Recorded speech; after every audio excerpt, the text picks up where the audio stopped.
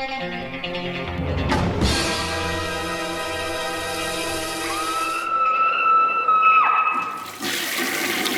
guys, what's up? Week 400. Hey, we finally made it to 400. Yeah, appreciate everybody sticking with me. Check out the Pieces from 1982 video that just popped up. I have a bunch of special guests on there, all great horror historians, unlike myself. They're very smart and good at what they do. Yeah, let's just hop into the reviews. If you notice my energy level's a little low, I am a little sick, a little down on the weather, if you will, but the show must go on. It must always go on, even when I'm in the grave. So starting, first and foremost, we are going... I always say first and foremost, and like when I have guests, I do it in order. It's so insulting to the other guests, and I'm like, that's such a terrible habit. But this is actually one of the ones I was really excited to see get a Blu-ray. This is Love and Crime from 1969. This is one of the Teruo Ishii movies. Teruo Ishii is a pretty infamous Japanese director. Probably, when you think about it, like the first extreme Japanese director in kind of doing a lot of horror and exploitation stuff. Horrors of Malformed Men was probably his biggest film, Blind Woman's Curse from 1970. And there's a series that's all kind of loosely tied together that are all involve torture. Kind of a lot of them are anthology films. Maybe all of them. I think one of them may be just a feature length. But, he directed Inferno of Torture, Orgies of Edo, and Yakuza Law, which is the modern day one. One of the stories is more modern day. And then Shogun's Joys of Torture. He did all four of those. I think Teruo Ishii directed all four of those. And this one he also directed, Love and Crime. So I had seen those. I enjoyed all of them. We're still looking for Oxen Split Torture or something. There's a couple more out there. I think the series is up to maybe seven, 8, or 9 of them. But so this one I was always looking forward to checking out, Love and Crime. It's an anthology. There's 4 major stories in here that all take places on different periods, of course, and there's some shorter stories, a little wraparound. So what happens is this guy's his girlfriend or his ex-wife, his wife ends up killing herself, so she ends up on the slab. He's a mortician. He's looking at it, or one of those kind of jobs. I don't remember, but so he's trying to figure it out. So he decides, hey, I'm going to dig into famous females killers of society and history in Japan. So he starts to look them up, and there's a deviation to one of the stories. So the stories are as follows. There's one that's about the last woman who was actually beheaded in Japan. There's the one of the infamous case where the woman actually castrated a man and carried around the genitals with her for a long time. That's a very infamous case in Japan. And we have one where somebody commits murder, obviously, to get like this spa and stuff like that. But classic kind of female serial killer story there, all supposedly true. And then the last one is of a male serial killer. This one is in black and white and the grittiest and nastiest. And watching this in 1969, I was like, man, this is... there's one that Radiance Films put out, not a Japanese film, but 1968, I believe it is, and that followed a serial killer in black and white. I really should, this just came to mind, but that was a really good movie. It's like a woman, something like that, I can't think, but that was a really good one, and it was early serial killer. And watching this is very early, and the commentary points that out, and a lot of the other special features do too. And it kind of follows the formula of your standard serial killer film, right?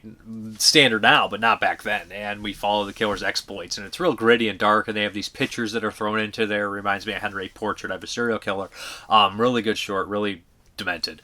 The other shorts are all great as well, and they throw in some short ones that are really wild about this guy getting threatened with castration at one point, and it's just like played almost for laughs and irony, and it's really bizarre. But I think these shorts are all great. They're all interesting. They all take place in different periods, so it's like this movie is pretty lush, because you have 4 different big period piece kind of movies, one taking place in the backdrop of World War II, the black and white one, and then one is like the classic, like the beautiful, looks like Lady Snowblood in the snow and all that kind of stuff like that. Really well made, really interesting, and I know a lot of people aren't going to be like, well, the torture kind of puts, but these are early torture stuff too, so you're probably not used to, you're probably more used to something more gratuitous. It's still violent, especially for 69. You're like, boy, they're pushing the boundaries, sex and violence and stuff like that. But one really interesting thing is the woman who actually committed the castration, she ended up serving in prison and she got out, and she's actually in the film.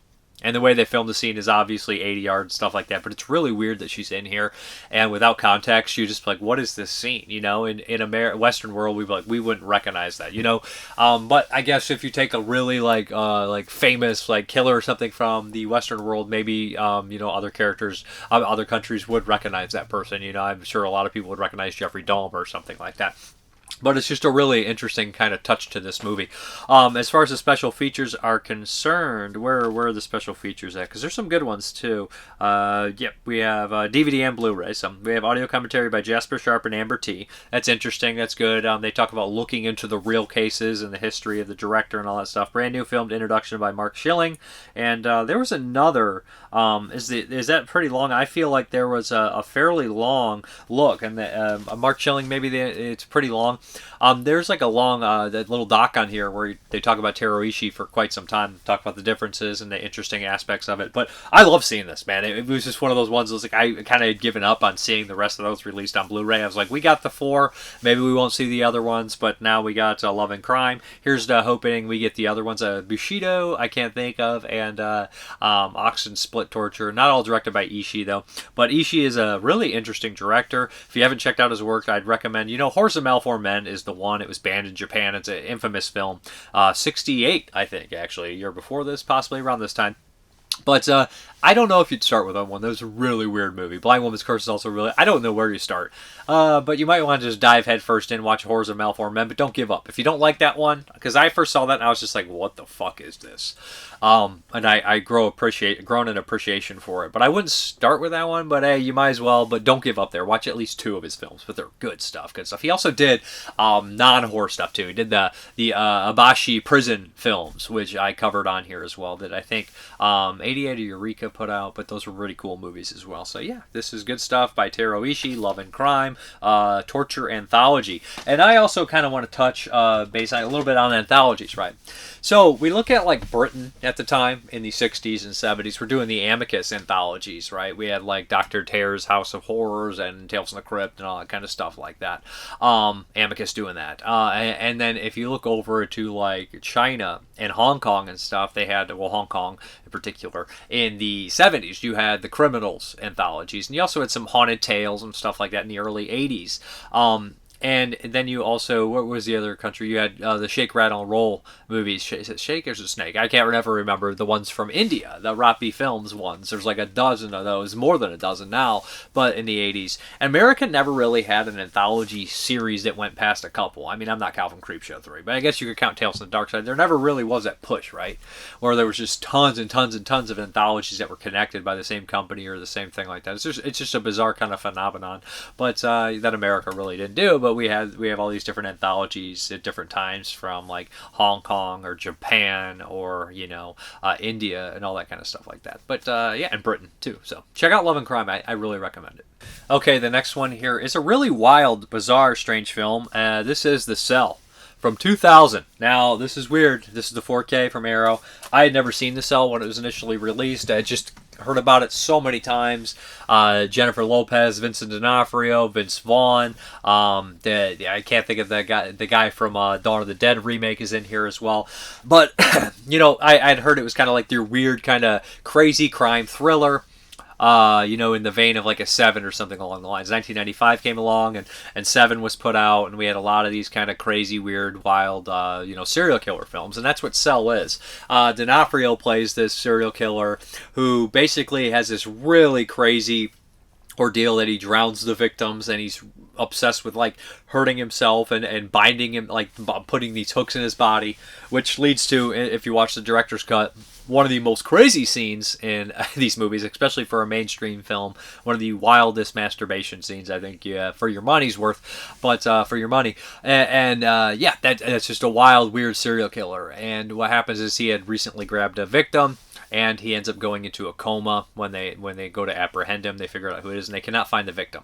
So Jennifer Lopez is working on this experimental kind of enter these patients' minds and try to free them from comas and work them. She's like a psychiatrist and stuff like that, and that's where she working into this like state-of-the-art thing. Think like, it's not necessarily like Flatliners, but it'll give you some Flatliners vibes, or entering the mind, all that kind of stuff like that. Very sci-fi heavy in that aspect. Vince Vaughn is a police detective who's on the case. case. And at this time, Vince Vaughn was in a lot of comedies like Maid and Swingers, and he did pop up in the Psycho remake, of course, and the Jurassic Park Lost World film.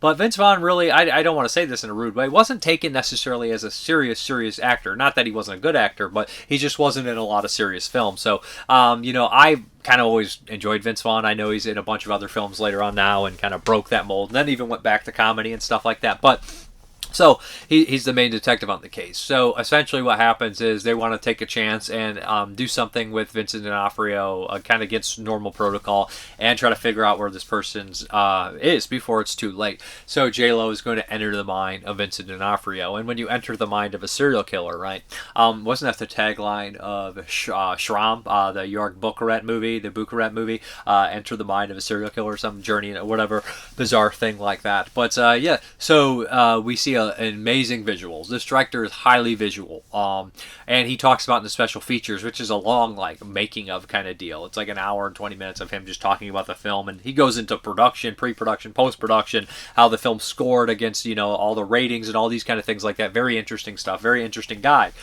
He talks about being this visual director and getting scripts and saying, listen, I'm going to do it this way, I'm going to have these things, and he goes into so many details. It was really interesting and kind of eye-opening here. So he was an Indian director that grew up in Iran, I believe. So he had this weird kind of visual thing of seeing deserts and beautiful stuff like that, and that's super incorporated in this movie. There's lots of strange animals. He actually hired a famous Japanese kind of artist to work on the film, and she adds her own elements of weird kind of stuff going on. I don't know how to explain this, but there is this, it seems so I guess you'd say a lot of the stuff is incredibly elaborate, incredibly luscious, and just it seems very expensive. So he talks also about the time of movies. He said when he had heard of Fincher was doing a serial killer movie, everyone kind of rolls their eyes. He's like, why would Fincher do a serial killer movie? He's like, but I knew him, and I knew he was such a visual guy. He has a story to tell. And he says everybody basically used a serial killer story to get their movie made, which I think is kind of what the Joker is. The original Joker is Todd Phillips or whatever made that, got to make a movie he wanted by using the Joker, that vessel superhero movie. So he's kind of talking to be able to make these weird, wild, strange films and do whatever you want with them as long as you're fitting into a generic mold for the studio. And that's kind of what he went with. And Cell is interesting. Visually, it's really great. I like Jennifer Lopez. I mean, she's not the world's greatest actress, but she has a lot of screen presence. She's phenomenal to look at, and she's a solid actress. I know people are giving her a hard time. It's I never really had any problems with Jennifer Lopez's acting or anything like that. She's not, like I said, she's not coming in William Dafoe, but nobody is fucking William Dafoe. But D'Onofrio is very dedicated, method actor. Obviously not the easiest guy to work with, but his performance is crazy. It's awkward. It's weird. It's uncomfortable, which he's very good at. Very good actor. Vince Vaughn's solid in here. Overall, The Cell's just a pretty cool, early 2000 movie that I didn't really hear too much about anymore. When it came out, it had its fans, but it had its detractors as well. It feels like a movie that people either absolutely adore, they're like, oh, The Cell sucks, yeah. But I think it's interesting. I was happy with it. I liked it. I would watch it again. I definitely would check it out. As far as the features, there's a bunch of them, guys. We got brand new 4K restorations of the 107 theatrical cut, 109 director's cut. Director approved by the director, Tarsem Singh. Includes bonus disc containing a previously unreleased version of the film with alternate aspect ratio, alternate grading prepared by director of photography Paul Lofer, original lossless 5.1 mix, and then we have an illustrated collector's book containing new writing on the film by critics Heather Drain, Mark Edward Hook, Josh Hurtado, and Virat Anuher. I don't know how to say that last name, I'm sorry. Limited edition packaging with versatile sleeve, of course. And as far as the special features, brand new audio commentary, this is the director's cut here. Brand new commentary by scholars Josh Nelson and Alexandra Heller-Nicholas. Brand new audio commentary by screenwriter Mark Protosevich and film critic Kay Lynch. Audio archive commentary by the director, and another one by Paul Lafleur. Production designer Tom Foden. Makeup supervisor Michelle Burke. Costume designer April Napier. Visual effects supervisor Kevin Todd Hogg. And composer Howard Shore. Mentioned that Howard Shore does the fucking music. And right when this movie opened up, it said, this is big. This feels big. It sounds big. And it was Howard Shore, who did Cronenberg's scores for all his movies, which he does a fantastic job, so that helps big time. Production of The Mind's Eye, new feature-length interview with director Tarsem Singh. That's an hour and 20 minutes. And then Between Two Worlds, a new in-depth interview with director of photography Paul Lafleur. And then we have the unreleased version, where it has the DP talking as well, a new interview with him, alternate master cut. Art is where you find it, new visual essay by film scholar Alexandra Heller-Nicholas. The consuming auteur, a new visual essay by film critic Abi Bender. Style as substance, reflections on Tarsem and archival featurette. 8 deleted extended scenes with optional audio commentary by director. And we have 6 multi-angle archive visual effects vignettes. Yeah, this is a beast of a release for a movie that I think kind of deserves it. I think it's a cool movie. I think if you love it, you'll love it. But I thought it was pretty cool. New line, of course. But yeah, The Cell. Good stuff. Okay, this next one is a 4K of the 1966 folk horror film, The Incubus, starring William Shatner. This is a weird movie. I'd heard about this movie, just kind of in passing, and I didn't really know much about it. You know, Shatner did like a lot of weird stuff early in his career, and people always think, oh, he's a Star Trek guy. You know, he can't act. He always overacts. But Shatner has like 3 weird cult films, more than that, of course. But he has 3 weird cult films that all start with I. He has Incubus, Impulse, and Intruder. And they're all really good. If you want to get a taste of Shatner doing something different, watch those 3 movies: Impulse, Intruder, and Incubus, and you'll be like you'll have some appreciation for Shatner that you might not have had before. But The Incubus, so on the special features, kind of opened my eyes to this. He was talking, and he was like, it kind of happened before the big folk horror boom, and most people would credit that with the Witchfinder General in '68, and then of course Blood and Satan's Claw. I think that's '71, and then the last would be Wicker Man '73. But of course there's stuff before that. A Crowhaven Farm is 1970. So, but The Incubus is 66, and that's really early. The thing, I buried the lead here. It's in Esperanto, which is an old language that was made to be a universal language. Being in Esperanto is a super interesting choice. It's a super interesting kind of deal, and it sets up this whole weird world and everything like that. All the actors are speaking in it, including Shatner. So it is a bizarre kind of thing. So what we have here is kind of this weird cult that it looks like they corrupt people and then sacrifice them. They have this whole weird kind of agenda, and it's kind of a mother-daughter. And they start to butt heads because she wants to kind of like corrupt a good man and kill a good man and do this too, and the mother's like, no, don't do that because it's going to lead to tension. She doesn't want it done because they'll show you love. Love is what's going to destroy you. Love destroys a demon, as Mickey Knox said in Natural Born Killers. But that kind of idea, right? That love, if they are introduced to love, it'll mess them up. Like it's a drug for these kind of evil like cult people. So what happens is she has her eyes on Shatner. She starts to kind of talk to him and mingle with him, but she does fall in love. And this upsets the mother, so she calls forth an incubus, who's played by this Greek actor. He's good shape, bizarre, and if I'm not mistaken, he is the one who had a really crazy behind-the-scenes story. They'd mentioned on the back that 2 people have taken their own lives on this movie before I think it was even released. But the backstory is crazy too. They get into that and all the special features. But this is a black and white weird folk movie. It is a movie that you would see, I think, at 3 o'clock in the morning and just it feels like a nightmare. It's bizarre. I don't know how much I like it, but I'm like, this is super interesting. It's super worth watching. It's just like a piece of a puzzle, and it's like a missing piece of the horror world for me. I thought this was really interesting stuff. I think it's good. I think it's shot well. It's beautiful in a lot of aspects, being the black and white. Shatner's solid in it, but just the idea that he's speaking in Esperanto is cool too. And there's some creepy imagery for sure. But the special features are great too. I actually got a lot out of those. So we have Esperanto, of course. A new audio commentary by writer and genre historian David J. Scal, author of The Outer Limits, The Official Companion. Archival audio commentary by star William Shatner. Archival audio commentary by producer Anthony Taylor. Cinematography Conran Hall. And camera operator William Fraker. Alternate 1371 presentation of the film, 1080p only. Words and Worlds, Incubus and Esperanto in Cinema. A newly filmed interview with genre historian Stephen Bissett. That's great. That's interesting. It's in-depth, it's long, it's knowledgeable, it's worth watching.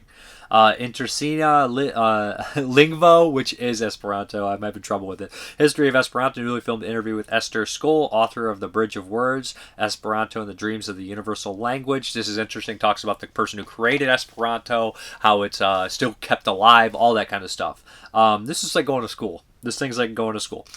In a good way. An interview with the makers of Incubus, an archival interview by Skoll with Taylor, Hall, and Fraker. Did Skull just recently pass away? Didn't he have a tragic car accident? If so, R.I.P. I think that's what I don't want to misput information out there, but I think he did recently pass away.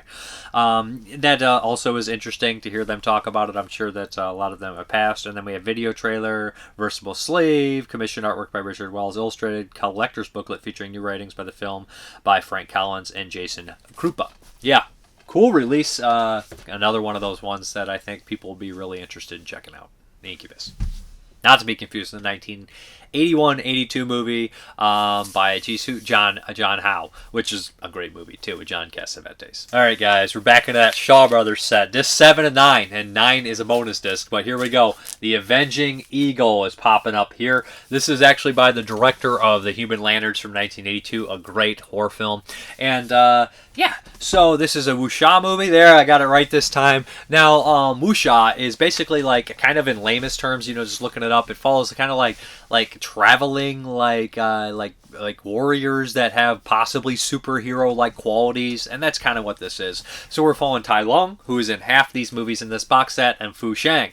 Fu Shang died at the tragic age of 26 in a car accident. They were kind of combing him or putting him forward to be one of the new faces. Well, he was a big guy anyways in the Shaw Brothers films. He was in a lot of films. They were pushing him. He was kind of died in the height of his career. He's in a lot of films, mostly as kind of a comedic, kind of fun character. He's all over set one, if I'm not mistaken. But good actor. Different for him in this movie. Tai Lung, I love. I've just watched him so many movies. I think he's great. But so we have here is these two kind of warriors meet on the road. They don't give each other names, and they're kind of going back and forth. They have a really like fighting back and forth kind of relationship where they're like, well, you could, and they don't like each other, but somehow they end up together in this cave. And these kind of three criminal kind of guys come looking for Tai Lung. And they all have weapons, and they all seem like badasses, and they all know him, and they say, listen, come back with us or you're in deep shit. He refuses. He fights them off. Fu Shang gets involved, and they end up killing these three guys. What you don't know is it started off in the middle of the story. Both these guys have a rich backstory and that tie into these other guys, and as it progresses, we learn more and more about it. We have flashbacks, we have jumping over, and Tai Lung is a warrior who has kind of had second guesses. He comes from this kind of group of like ruthless like bandits that are led by this kind of like evil villain in this film that kind of has like molded these 13 assassins, and they all have these names like you know, he's a Black Eagle, and they all have these names, and they're all badass, and they all have their own little emblem that this bad guy made. They all carry their own weapons and styles, and they're all pretty memorable characters. And they're chasing after now Fu Shang and Tai Lung. And you don't really know how these people know each other, who they are, but it kind of goes through. And Tai Lung has had second guesses on all this for good reason, and it all ties into there, and it's really great. All the bad guys make great appearances, and I love the structure of it because like you have these bad guys show up, you're like, who the fuck are these guys? And Fu Shang knows who they are. He's like, oh, you're this guy, and he's just like, oh shit, you're like, he knows like who they are and stuff. So you're like, oh, these guys must be like legends. And what happens is, as it progresses, like we see these guys who even died in the very beginning back in action later on, and you kind of learn who the characters are. I thought this was great.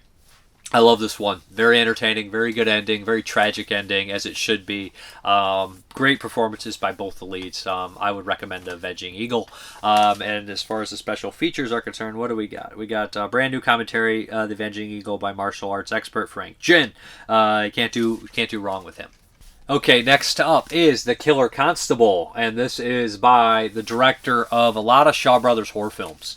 Now, he did The Boxer's Omen, which is the one I'm saving myself for in 1983. It's the one I'm most excited to watch. But he also did stuff like Hex, Corpse Mania, Curse of Evil, I believe, and just a lot of great Shaw Brothers horror films from the 80s. This movie is dark. Dark visually, dark emotionally, no comedy.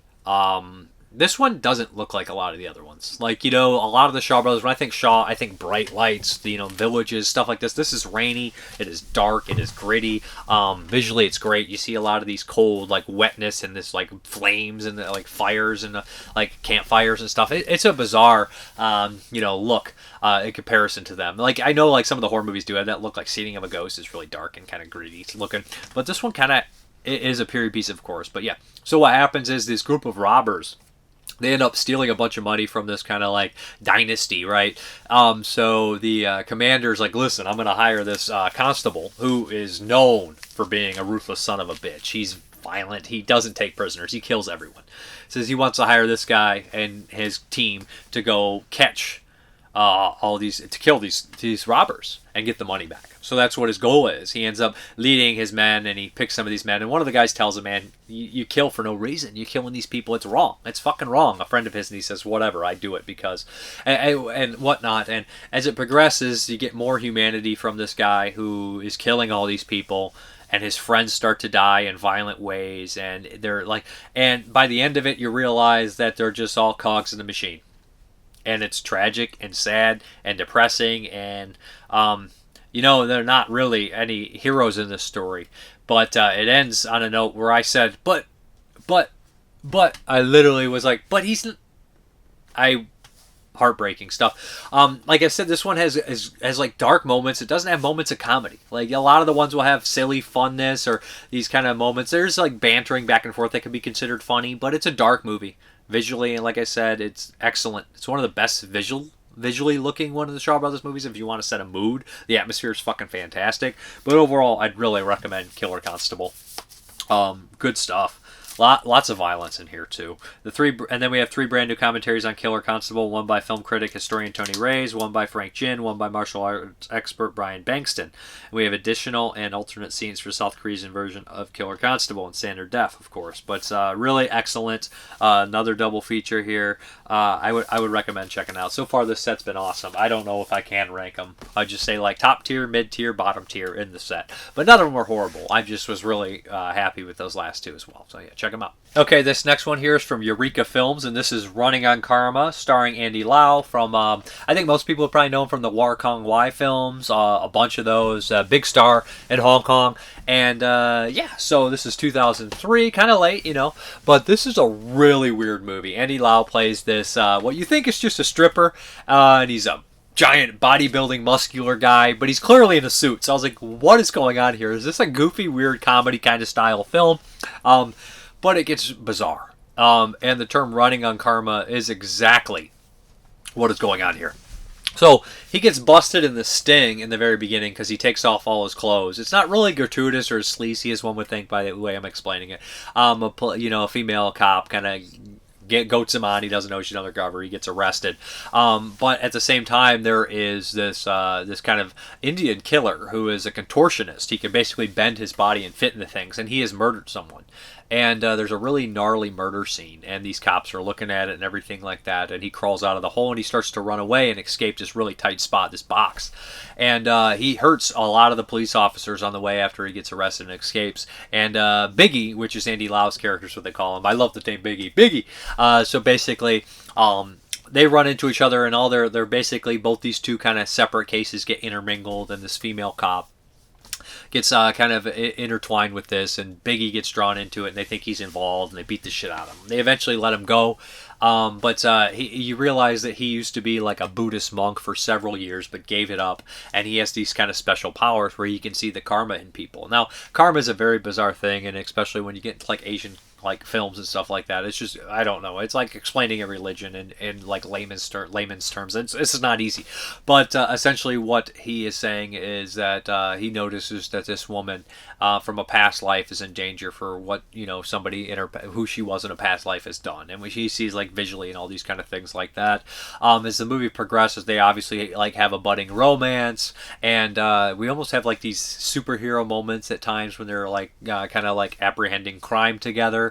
It's a really sad movie. It's really kind of touching film. It's really kind of a, that idea of, changing your karma and doing the right thing and not passing on this awful, like butterfly effect or this awful cycle of violence and things like that. Andy Lau's great in it. He does a lot of kind of physical kind of stuff in here.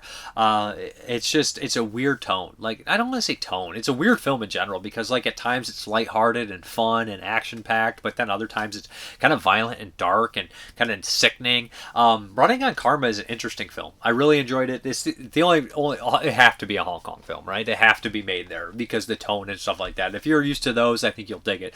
But it has a certain lighthearted quality that kind of lets your guard down. So like when the stuff does happen, it's a little bit more impactful. I really liked this stuff. The action was good. I thought he was great in it. It's just a bizarre kind of weird film that I definitely would rewatch. I this could become something that I would watch regularly, Running on Karma. But as far as the special features are concerned, new audio commentary by East Asian film experts Frank Jin and F.J. DeSanto. New audio commentary by Frank Jin as well. It's very interesting how he talks. I think I was listening to that one. I'm trying to think. There's two commentaries on there. One's a little different. He says, I'm going to do something a little different. And I think he goes into more like the karma aspects about it. Reap the Whirlwind, new interview with Gary Bedinson, editor-in-chief of Asian Cinema Journal. Archival making of featurette theatrical trailer, plus a collector's booklet featuring a new essay by David West of NEO Magazine, or Neo Magazine. But yeah, this is a bizarre film. And I know if you're thinking, oh, that sounds weird and like not up my alley, it's definitely a cult film. Like, I would recommend checking it out. It's really interesting. Looks great, sounds great. Weird movie. Check it out. Okay, the next one is my last 2024 horror film of the year. You know, I might do some rewatches, but this one is a super weird movie. I want to make sure I get it right. Pater, Noster, and the Mission of Light. Now, Pater, I hope I'm saying Pater. It's like Pater, Noster, and the Mission of Light. Now, this is fucking awesome, especially for an independent movie. And I don't want to put that little asterisk there like, for an independent movie, whatever. It's a good film. It's by Christopher Bickel, who did a movie called Theta Girl, like the sorority, and Bad Girls, which I have, but I've not watched. This one, Pater Noster and the Mission of Light, is totally up my alley. I've noticed this year we've had tons of, analog horror. Like a lot of like VHS kind of style horror, record horror, all that kind of shit. Like Mr. What's that one? Mr. The horror film on Hulu about the guy that crawls out of the VHS. I Saw the TV Glow is another one. So we have all these kind of Mr. Crockett, I Saw the TV Glow. We have a lot of analog horror this year. I'm sure there's a bunch more that are just coming to my head right away. Even if you look at Crazy House. Kind of in that vein, sitcom stuff. But yeah, this one here, Pater Noster and the Mission of Light. So we have this group of females that run this record store. All really cool characters. There's kind of three of them, and then we also have like the main girl's roommate, who so you're kind of the main characters are like four, and then a guy from a heavy metal band. But these kind of three characters work in a record shop, and one day somebody brings in this Pater Noster and the Mission of Light album. It's super fucking rare, and the Max, this girl, kind of convinces him, hey, $50 store credit. But basically it's worth like $1,000. So she's super interested in it. So she starts to kind of talk to this guy and figure out where the stash is. She ends up finding this old kind of like thrift store with these old kind of records that are $1 a piece. This old hippie lady's running them. And, she says, hey, if you know these people, please pass on my number. I'd like to get in communication with them. So this kind of opens the eyes of her coworkers and her roommate and this guy from this heavy metal band who loves the band as well. And they start to talk, and they're all interested in this album called Rodus, I think. And it's like 5 albums there. So we have like the lost horror, the lost kind of stuff like that. I love that kind of shit, right? Lost albums, lost VHS tapes, lost films, and they carry a curse. So we have a cursed kind of deal here, a cursed album record, right? And always the great gimmick where you play the album's record and they make you go crazy. So essentially this has like a real history to it. So there's a really nice scene where like a radio DJ, played by the saxophone guy in Lost Boys, really solid performance in here too. Basically kind of does a history lesson on it to him when they call in the show. And of course, Pater Noster sends out a car for him, and everybody thinks these people have disappeared for years, but they'd be super old. They take them out to their weird kind of Manson-like cult, and in the very beginning of the film, boom, they come out and they start singing to them.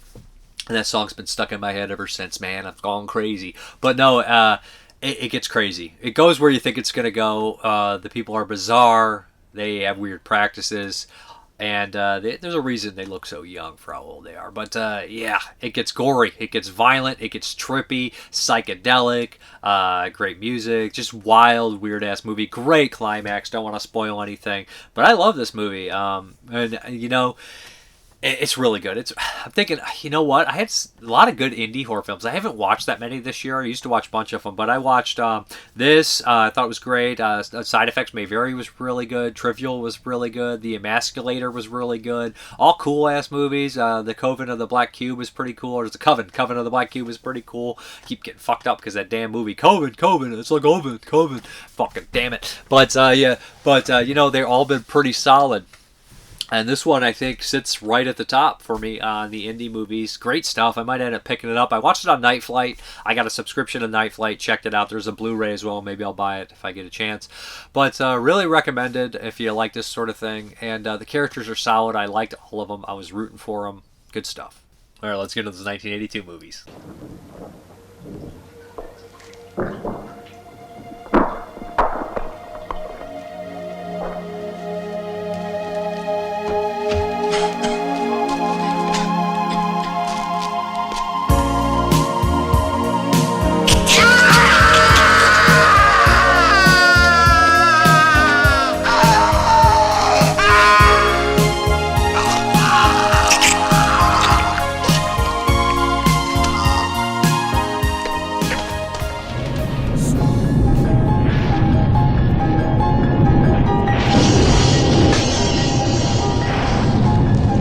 I know I'm human.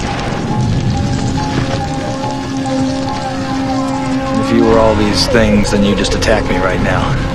So some of you are still human. This thing doesn't want to show itself. It wants to hide inside an imitation. It'll fight if it has to. But it's vulnerable out in the open. If it takes us over, then it has no more enemies. Nobody left to kill it. And then it's won. You son of a bitch, you moved the cemetery, but you left the bodies, didn't you? You son of a bitch, you left the bodies and you only moved the headstones! You only moved the headstones! Why? Why? For a girl like you to come into my life, I've been waiting for a girl like you, the love that will survive. I've been waiting for someone new to make me feel alive. Yeah, waiting for a girl like you to come into my life. You bitch! You called me a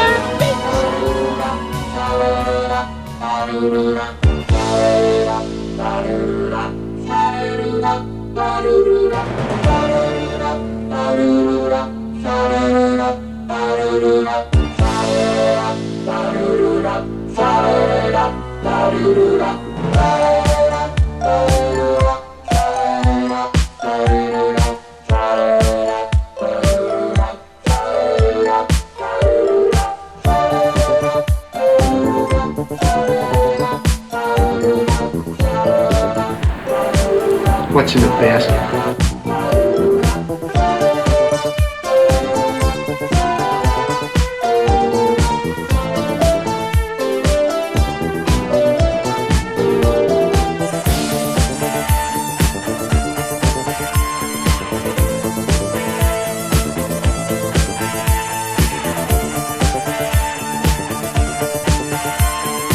Open season! How do we know she is alive?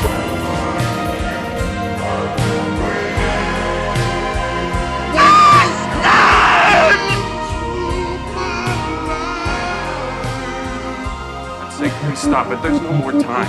You've got to... Please, stop it. Stop it now. Turn it off. Turn it off. Stop it. Stop it. Stop it. Stop it. Stop it. Stop it.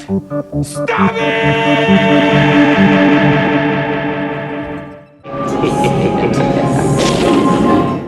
Okay, this first one is I Was a Zombie for the FBI. Now, originally I was going to watch this way earlier, but they did like a remaster in 2003, 2005, and like trimmed a lot out, and it had like modern digital effects from the early 2000s, and I was like, you know what? I don't want to watch this version.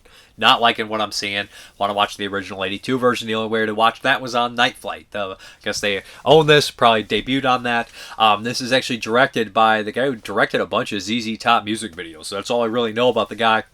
This is his only film he made. I think it's a student college film, but first and foremost, it's kind of almost like a satire parody kind of deal. It's definitely, I wouldn't even say that, it's done in the style of a 50s kind of horror film, right? And that kind of ties into like the 80s kind of repeating the 50s, right? Especially we're starting to get into like that time. Like, of course, we had the late 70s with Avenging of the Body Snatchers and Alien and even Dark Star. But I think as we get more into the 80s, especially approaching the mid 80s, but we have The Thing this year, we have Extra this year, we have all that kind of sci-fi element stuff coming in here. We have I Was a Zombie for the FBI. Not as good as those other movies, or not as known as those other movies, but this is a bizarre, weird film. We have a couple criminals being I don't remember their names, but the lead criminal, bad guy, great actor, best performance in the film, really solid, very funny, having fun. But they're kind of transporting these criminals, and their airplane is kind of blown down, shot down, and these aliens kind of come in and they disappear. And what turns out is these aliens kind of grab them. They're not like monster aliens, and for some reason they want this like recipe for this cola. It gets really weird, really bizarre. FBI guys get involved. They're there to stop the criminals and everything like that. It gets super complicated. The cola recipe disappears. The aliens still want it. It's a fucking weird, wild, weird movie. A lot of investigation. There's like a stop motion monster that's pretty cool. A journalist that's involved. Overall, this movie is really true to the style that it's doing. Sometimes it's a little too tedious, a little too long. Overall, I like it. I don't love it. I would like to see a remastered version. Maybe some context, some interviews with these people just to get a taste of it. But overall, it's okay. It's definitely kind of a nice little kind of experiment in that kind of aspect, right? Good for a student film, for sure. But I Was a Zombie for the FBI. Interesting. Not great, but interesting. And I mean, the title is one that I've known since I was 10, 12 years old. When I look up all the zombie movies, I had this giant zombie list back in AOL days when you look up zombie movies, and there was like 500 movies on this list, right? And I'd be going down there like, gore horror. I need gore horror, Mom. And I'm like 10, and I'm like, I Was a Zombie for the FBI. Finally, could cross that off the fucking list. I've seen gore horror years ago. Gore horror a long time ago. But I waited for I Was a Zombie for the FBI. But yeah, crazy title. Okay, next up is a Nakatsu Erotic Films, and this is Female Teacher Hunting. Yeah, this is from the Impulse line. I dig these lines. I dig these movies. This is one super short, less horror than a lot of the other Nakatsu films. You know, I don't want to call them all. Most of them aren't horror, but some of them really push that boundary, I do think. This one, I think, has a little bit of horror in it. Not much. But the whole subject matter is really gooey and like icky. I don't mean gooey. Icky and stuff like that. Of course, you know, these movies are heavy kind of rape, fantasy, weird shit, and a lot of stuff like that. I would call this less like the fantasy element. This has like a coming of age kind of thing too. So essentially what happens is we're following this kind of main teacher here that's having an affair with this. Well, she's single, but she's sleeping with a guy who has a wife and everything like that. So they sleep around in kind of incognito. In the very beginning, we have this boy and the students who have sex in the pool, and somebody says that she was raped, and she hides it 'cause she doesn't want to get in trouble and everything like that. And this student is basically kicked out of school for it and everything like that. So he obviously holds a grudge. He's upset. He ends up in this kind of little like seaside kind of area, the same place that our teacher is kind of sleeping with this guy on vacation. The young student ends up running into this couple that seem really kind of like swingers, and he starts sleeping with a woman and working at this guy's kind of fish shack, and he starts to get involved with the teacher, and the teacher's infatuated with him at the same time because the whole allegations and everything like that. And at the same time, our girl who was initially raped is not doing well, and we have this nerdy kind of character who kind of told the story about us. They're all intermingled and everything like that. It gets real fucking ugly, as you would expect. There's a lot of sex in here. There's a lot of unconsensual sex and rape and stuff like that. And at the end, it's really kind of one of pretty nasty rape scene in the rain. It says some weird shit about human beings, I think, that you'll just have to watch and see yourself. But that is Female Teacher Hunting. Check it out. It sounds like it's up your alley if you can stomach it. But don't forget your fucking pervert card. You're going to need it. Okay, the Patreon pick is a classic here. Now, somebody picked Badlands by Terrence Malick, starring Martin Sheen, Sissy Spacek, and the Warren Oates, the best of all time. But yeah, last week I watched another Warren Oates Criterion release in Two Lane Blacktop. So this one here I'd seen before. Amazing score, obviously lifted later on for True Romance, heavily inspired True Romance and Natural Born Killers, kind of killers on the run thing. This is inspired a little bit by the Charles Starkweather murders, where him and I can't think of the young girl's name that he took, and they cross country and kind of killed a bunch of fucking people in the 50s. Nasty fucking story. But this one is a little different. It has like a layer, I would say, of like comedy, just because they are as bad as some of the, as Martin Sheen is. He has a enduring quality about him, endearing quality, kind of a lot of charisma, even though he's a horrible person. It kind of brings me to that like kind of idea, you know, and in history, if you are a violent criminal, you get away with a lot more if you have charisma, if you have a quality, likability about you or something like that. That's 100% what Martin Sheen has in this movie. He's a charmer. So he is a 25-year-old garbage man who recently lost his job and becomes not obsessed, but he becomes interested in this like 16, 17-year-old, maybe younger 16-year-old girl, 15, 16, in Sissy Spacek. Perfectly cast, even though she was in her early 20s at the time. Her father is Warren Oates, and he starts to kind of court her, although he's never really done anything incredibly violent that we've seen yet. He ends up courting her, and he falls for her.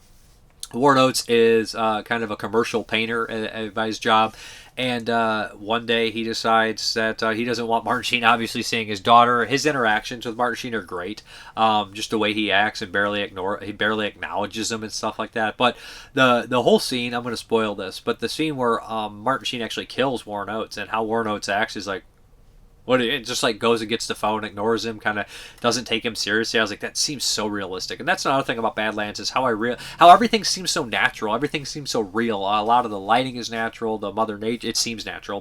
The mother nature of it all. The road. He captures this part of America really beautifully in a weird way. And he captures, you know, I feel like a lot of it is natural. I know a lot of people say there's comedy in the way that Sissy Spacek's like interacting with people and talking to people. Like I know I was listening to somebody talk about this film. They said it's so weird that she asked about the guy Kato and his spiders, and I was like, I could see that, yes, but there's a weird kind of life. Real life is weird.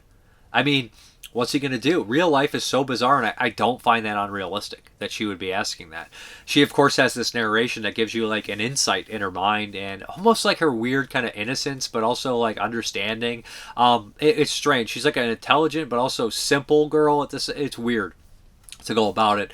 She's so young, like, you know, that young mentality. Martin Sheen is absolutely fucking phenomenal in here as well. He has like this sense of charisma, like that Emilio Estevez would use later on. His son in Young Guns is Billy the Kid. You know, he has that energy, that kind of energy. And you look back a couple years, 6 years before this, the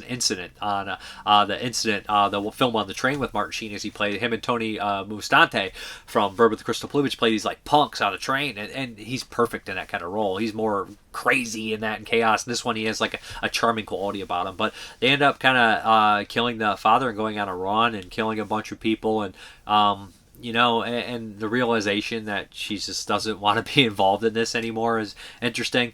But beautifully shot, beautifully acted, incredibly captivating movie, great score, just one of the all-time great films of the 70s. What can I say that I haven't about Badlands, or anybody else hasn't either? I'm sure they've said much more intelligent things. But as far as the special features are concerned, new restored 4K digital transfer, Making Badlands, new documentary featuring actress Martin Sheen, Sissy Spacek, and art director Jack Fisk, new interviews with associate editor Billy Weber and executive producer Edward Pressman, Charles Starkweather, 1993 episode of television program American Justice about the real-life story on which the film is loosely based, which inspired dozens and dozens of movies, right? And then plus a booklet featuring an essay by filmmaker Michael Alamahera. But yeah, great movie. Highly recommended, 1973, which is a fucking strong year for horror films. Early 70s, man, American films were killing it. Let's get into these questions, comments, and concerns. Ken Coakley, I have to say that I prefer the original Inglourious Basterds to Tarantino's remake in name only. It was nice to see Bo Sevzin again, and you, me, and your other viewers may have been the only people to get the Hugo Stiglitz reference. Eli Roth is from my neck of the woods, so I got the Teddy Ball Game reference, one of many nicknames for Red Sox legends, Teddy Williams, who had to leave the Sox to fight World War II and later Korea. If he had stayed, his numbers would have been insane. He retired in 1960, and he's the last hitter with 400 batting average. I also got the Lansdowne Street reference because that's where the park is, as well as a bunch of nightclubs. My problem with the movie was lack of plot. I liked the original plot of the army colonels trying to get to the Swiss border to avoid execution. I also watched Speak No Evil for the first time and liked it. I kept waiting for James McAvoy to snap. For a good-looking guy, McAvoy likes to mess with his looks to play villains. He made my skin crawl. You do have to suspend disbelief that a family would stay at another family's place without knowing them completely, especially with a weirdo like McAvoy's character. For sure. The original is a little better at that because they kind of point at like stuff like, like other cultures are more like open to that kind of stuff and more polite about it, which I can see. I also watched The Black Cab. I like this one a lot. They got the ghost story right by showing the ghost. The driver looked like Nick Frost playing Walter Sobchak from The Big Lebowski. I kept thinking about how I could have pulverized the driver, but in the state of fear, who knows? Martin VP, best wishes for 2025, and thumbs up. Thank you, buddy. Beyond Sour Ground, I'd definitely be picking up Cheerleaders Wild Weekend in the future. I always thought it was odd that they marketed the film as a generic teen-sploitation sex comedy when the actual film we get is far more interesting. I also prefer its alternate title, The Great American Girl Robbery. It's too bad Kristen DeBelle didn't continue making exploitation movies and genre fare because she has a unique screen presence. She's in Tag, The Assassination Game, which I've covered on here before, and I'll probably recover it for 82, which I've never seen, but Synapse is currently working on a Blu-ray release for it. Her only other cult grindhouse appearance was her debut role in Alice in Wonderland, the X-rated musical, which I've also never seen. I'm not sure how many movies mixed horror tropes with cheerleader movies in the 1970s, but Cheerleaders Wild Weekend and Satan's Cheerleaders always get wholehearted recommendations for me. I need to rewatch Satan's Cheerleaders. I was hard on it, I think, Graydon Clark, and I like his movies. Elk Vomit. Also, correct me if I'm wrong, but I don't recall if you've gone through and reviewed any of the Shout Factory Shaw Brothers box sets. I believe they're on Volume 4 now as well. They're working on 5. I have them, I've not. And he also continues, absolutely love Nosferatu. Those who are bashing it clearly from the TikTok generation who went into thinking it was going to be an action-packed vampire movie. 100% sure they don't even know what the original film from the 20s even exists. Maybe not. The Nick Moole from Belgium, happy 2025. I hope you'll have a splendid year. May all your dreams come true. While I was introduced to Greg Ararki's Teen Apocalypse trilogy not too long after all the films were released, I also saw Totally Fucked Up last. I concur that even his early performance made it obvious that James Duval was going places artistically. By his own admission, not always the best places, but hey, not every movie is going to be a hit. Decades later, I'm still filled with glee when I see Jimmy's name pop up on the screen. Not every actor gets that reaction, I'd wager. Once again, a very fine Patreon review. I always learn so much when you give your thoughts on a film I already enjoyed to begin with. I don't give you any information, just my insights, I don't think, but I appreciate it. Even though the reviews for Nosferatu differ wildly, I will check it out. This might not be Robert Eggers' best film. It will still be better than much of the direct that gets released on a regular basis. Yeah, I mean, you gotta see it. Questions. What's your favorite James Duval performance? I really like him in Nowhere, I think. Are you worried at all that LG announced they will no longer be making Blu-ray players? We'll cross that bridge when we get there. I don't know. I haven't done much research into it. Should Mr. Eggers do another remake of a classic next, or should he return to making his own artistic projects? I don't really have. Whatever he wants to do. I don't have any input on it, man. I'll check it out regardless. Till next week, God willing, take care. Thank you. This comment smells of death. There we go. I'm looking forward to being able to update my old Hong Kong DVD of Rampo Noir. Underrated film in my opinion. I don't know if you know the lead actor in Santo's segment. Masuda is the son of Japanese acting legend Yusaku Masuda. I did not know, who died very young. I've talked about The Beast to Die, game trilogy.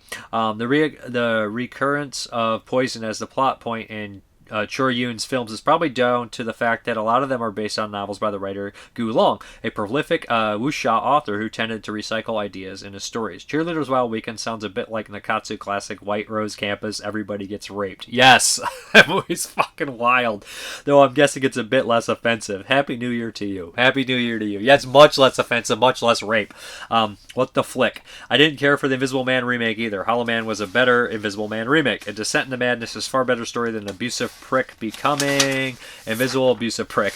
I see Nosferatu on opening night and walked off feeling the same way I felt with every other Eggers movie. I didn't like it as much as I was hoping to, but rewatching The Witch, Lighthouse, and Norseman, I ended up liking it more the second time around. I don't know if it's just I lowered my expectations or what, but I have a feeling that Nosferatu's will grow on me as well. Yeah, I liked it. but I don't know what. I just wanted to go in. I like it. I don't love it. I may grow to love it. And The Invisible Man is way too serious. The remake is way too serious for how much stupid shit happens in it. I don't want to get into it. I don't talk about it. Invisible Man is dead to me. Audio Love, 1976. Happy New Year. Have you seen Greg Araki's Splendor? That was a really good one, too. And it was a deviation from the type of films that Araki was known for at the time. It's basically a threesome comedy, but with the Araki edge. Check it out if you haven't seen it. I have an old DVD and never did watch it. I will.